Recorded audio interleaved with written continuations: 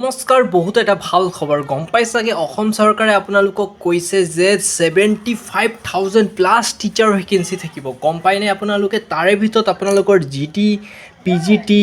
গোটেই teacher vacancy থাকিব লগতে এলপি আৰু ইউপি টিচাৰ ভেকেঞ্চি থাকিব এতিয়া কথাটো মই পোনপ্ৰথমৰ পৰা ষ্টাৰ্টিং কৰিছোঁ গোটেইকেইটা টিচাৰ ভেকেঞ্চি মিলাই 75,000 প্লাছ ভেকেঞ্চি থাকিব গতিকে ইমান ধুনীয়া এটা অপৰচুনিটি বন্ধু বান্ধৱীসকলৰ ওচৰত আহিছে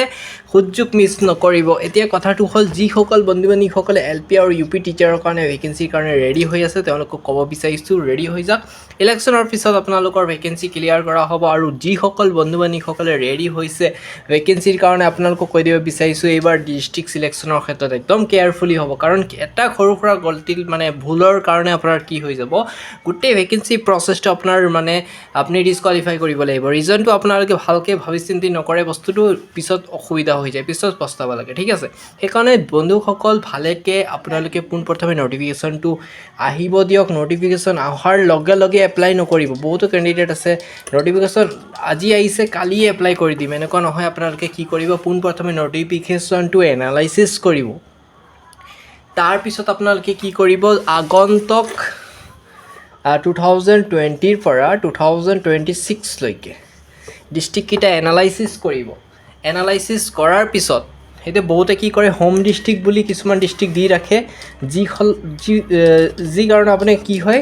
চিলেকশ্যনটো নাপায় ৰিজন কিছুমান ডিষ্ট্ৰিক্ট এনেকুৱা কাট অফ হাই মাৰে আৰু সেই কাট অফত যদি ইমান হাই ডিষ্ট্ৰিক্টত আপোনালোকে এপ্লাই কৰি থৈ দিয়ে আপোনালোকে ক'ত চাকৰি পাব গতিকে বন্ধুসকলে একদম ভালকৈ চাব চাকৰিৰ ক্ষেত্ৰত একদম কেয়াৰফুলি হ'ব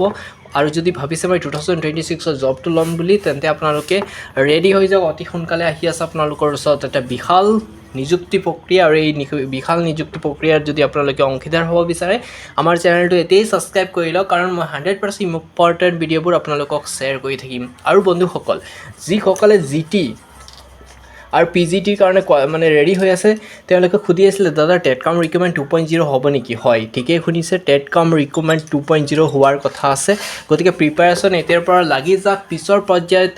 মাত্ৰ ন'টিফিকেশ্যন ওলোৱাৰ মাত্ৰ এমাহমান সময় পাব পঢ়িবলৈ গতিকে সিমান পৰ্যন্ত আপোনালোকৰ সময় নাথাকিব যে এমাহত গোটেই চিলেবাছটো কমপ্লিট কৰি দিম চিলেবাছটো এটা ব্ৰড চিলেবাছ হয় গতিকে বন্ধুসকল আপোনালোকে যদি ভাবিছে মই পি জি টি বা জি টি টিচাৰ হ'ম বুলি গতিকে টেট কাম ৰিক্ৰুইটমেণ্টৰ কাৰণে এতিয়াৰ পৰা প্ৰিপাৰেশ্যনটো ষ্টাৰ্ট কৰি দিয়ক এজন হাইস্কুল টিচাৰ হ'ম বুলি ভাবিছে যদি গতিকে হাই ছেকেণ্ডেৰী টিচাৰৰ ক্ষেত্ৰতো আপোনালোকৰ এইটো প্ৰযোজ্য হৈ যাব বন্ধুসকলে ৰেডি হৈ যাওক আপোনালোকে এতিয়াৰ পৰাই যাতে আপোনালোকে আগন্তুক দিনত এই জবটো ল'ব পাৰে আৰু এই বিশাল এটা নিযুক্তি প্ৰক্ৰিয়া এল পি ইউ পি টিচাৰৰ পৰা আদি কৰি গ্ৰেজুৱেট পষ্ট গ্ৰেজুৱেটছত যিমান টিচাৰ ভেকেঞ্চি আছে গোটেই আপোনালোকে